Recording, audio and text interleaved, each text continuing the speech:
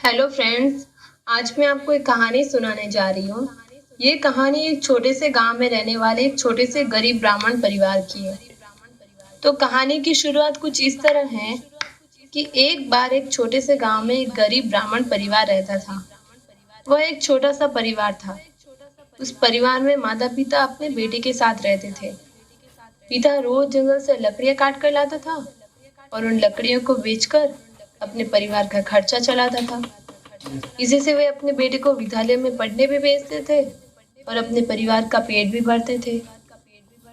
एक बार शाम के समय वे सब एक साथ बैठकर भोजन कर रहे थे कि तभी उस लड़के ने अपने पिता की कमीज पर एक चींटी को देखा। उस चींटी को देखकर वह लड़का बोला, लाइए पिताजी, मैं इस चींटी को मार देता हूँ। तभी उसके पिताजी को गुस्सा आ जाता है और वो कहते हैं कि ये तुम क्या कह रहे हो?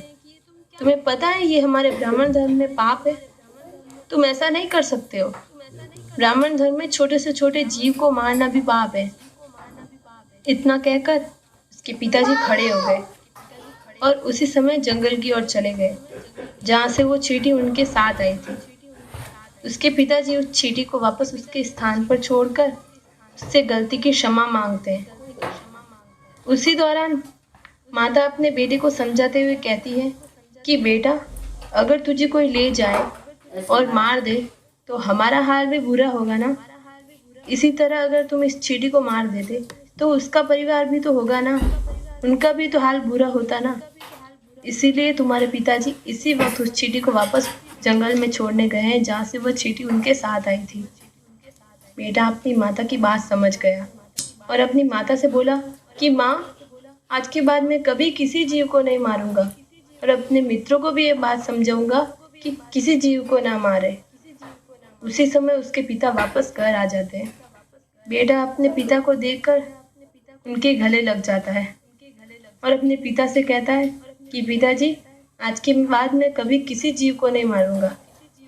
ये सुनकर उसके पिता खुश हो जाते हैं और फिर सब खुशी के साथ एक साथ बैठकर भोजन करते हैं। तो इस कहानी से हमें ये शिक्षा मिलती है कि जीव चाहे छोटा हो या बड़ा हो, हमें उसे नहीं मारना चाहिए और हमें जीवों की रक्षा करनी चाहिए।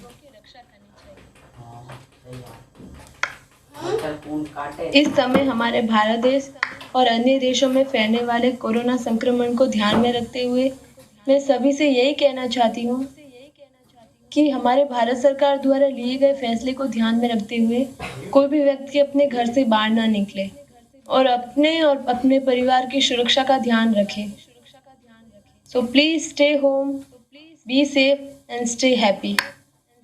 एंड अगर आपको हमारी वीडियो अच्छी लगी है तो please like, share, comment and please subscribe the channel. Thank you.